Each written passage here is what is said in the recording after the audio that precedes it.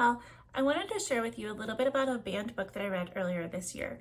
But before I go into detail about the book, I think it's important that we talk a little bit about what the definition of banned or challenged book means, since this is terminology that gets thrown around quite a bit in the media these days.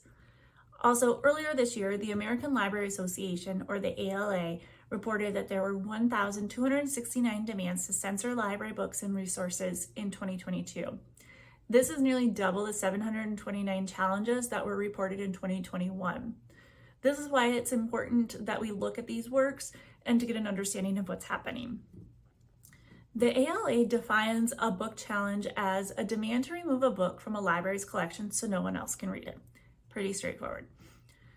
It further goes on to say, often the aim is to suppress the voices of those traditionally excluded from our nation's conversations, such as people of the LGBTQIA+ community or people of color. Today, we're going to take a look at the 2020 book, All Boys Aren't Blue, a memoir manifesto by George M. Johnson, an individual who is part of the LGBTQIA+ community, as well as a person of color. This book was the second most challenged book in 2022, reasons being LGBTQIA+ content and claims that it's sexually explicit. So let's dive into what this book is all about. Through both delightful and painful memories, George takes the reader through his childhood to his years as an undergrad student at Virginia Union University. George grapples with his understanding of his identity as a Black queer male. So we're going to take another pause here and talk about another definition. Let's talk about intersectionality. We are all made up of many identity markers. These could be things like gender, race, sexual orientation, class, health, religion, etc. All of these things together make us uniquely us. They also help shape our experiences, perspectives, and other people's perceptions and treatments of us. George's identities of being Black, queer, and male often cause confusion and conflicting emotions throughout his adolescence.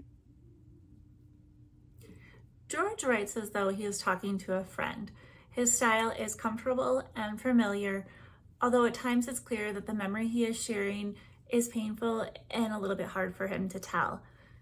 The few sexual encounters that he shares are succinct, stripped of almost all unnecessary description and emotion, almost clinical in his telling. It's later during his reflections of the moments that his emotions are more clear. On page 272, George shares one of his first sexual experiences and the physical and emotional feelings that followed, writing, "I was in pain for nearly 3 weeks following that encounter and too afraid to go to the doctor for help because it would have had to tell him that I had been having anal sex. So like most other trauma in my life, I sucked it up and dealt with the pain until my body healed." Here we see an example of the intersectionality that we discussed earlier and George's identities of a tough Black man and a traumatized queer individual. George knew that by opening up about his experiences and sharing the necessary details that he does, he would be met with resistance. In the same chapter as before, he ends with these thoughts. Will this part of my story be met with pushback? Absolutely. But I'll be damned if I don't tell it because of fear. My greatest fear is that queer teens will be left to trial and error in their sexual experience.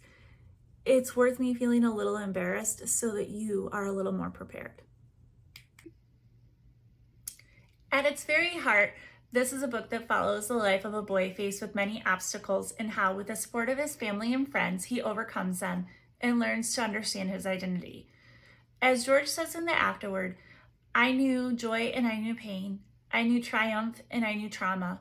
Most importantly, I knew the road that lay ahead of me with many more obstacles to cross and barriers to break down." George wrote this book because as a child, there were no books like it for him to read.